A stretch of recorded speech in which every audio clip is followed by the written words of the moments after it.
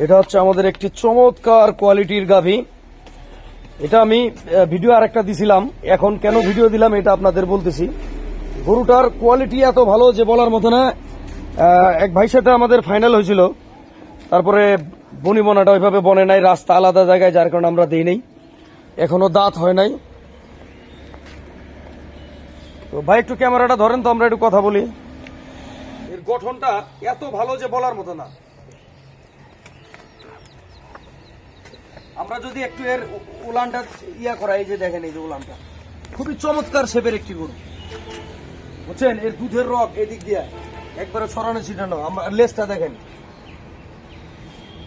ভাই, গরুটা এখনো দাঁত হয় নাই। আমাদের এখানে গরু বিক্রি হয়েছে আরো 2টা। আপনার এই দিক দিয়ে ঢাকার রাস্তা আছে, এই দিক দিয়ে আপনার ফরিদপুরের রাস্তা আছে, যার কারণে আবারও ভিডিও দিতে বাধ্য হলাম। এটা দাঁত, এখনো দাঁত হয় নাই, সাথে 4 বছর। আর এই গরুটা একটু ট্রিটমেন্ট করছি আমরা, কৃমির ওষুধ, লিভারটনিক, জিঙ্ক দেওয়ার পরে মাশাআল্লাহ দুধ হচ্ছে এখন 11.5 লিটার। কোন ভাই ব্রাদার যদি নিতে চান নিতে পারবেন, কারণ আমাদের ওই গরুর গাড়িতে আমরা পাঠাই দিতে পারবো। হ্যাঁ, আর বাচ্চাটা কিন্তু সার বাচ্চা, 2টাকেই আপনার কৃমির ওষুধ, লিভারটনিক, জিঙ্ক সব কমপ্লিট। এবং আমরা গরুটাকে প্রপার যত্ন করাতে 11.5 লিটার দুধ হচ্ছে।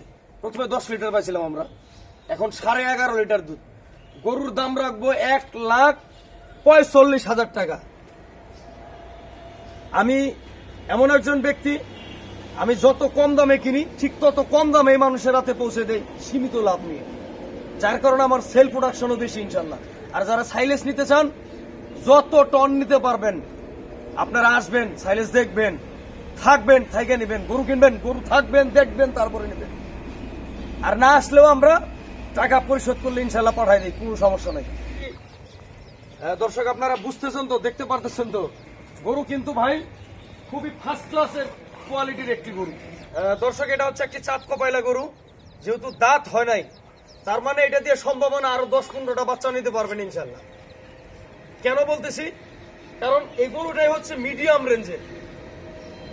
আর প্রথম যদি খামার শুরু করেন তাহলে এই গরু দিয়ে শুরু করেন, তাহলে জীবনে কিছু করতে পারবেন। ওই 3 লাখ, 3.5 লাখ, 4 লাখ উলান বড় দেখে নিলেন ভাই, ম্যাস্টাটাইজও হবে, উলানও অনেক সময় নষ্ট হয় না বোঝার কারণে, দুধ প্রোডাকশনের একটা ব্যালেন্স থাকে, সেটাও অনেক সময় মিসআন্ডারস্ট্যান্ডিং হয়ে যায়। কিন্তু এই গরুগুলো সম্পূর্ণভাবে মনে করেন যে স্ট্রং থাকে। একটা গরু বাঁচে 20 বছর, 15টা বছর কেন হবে না? আমার বাড়িতে একটা আছে 17টা বাচ্চা দিছে, এটা দেশি গরু আছে। এটা কিন্তু আমি মেলা আগের থেকে আপনাদের বলছি যে ভাই এই গরুটা আমাদের খামারে শুরু, তাদের গরুটা নিয়ে যাও। গরু অনেক ভালো ভাই, কোনো লাথি নাই, ঝটকা ঝটকি নাই, খুব ফার্স্ট ক্লাস কোয়ালিটির একটি গরু।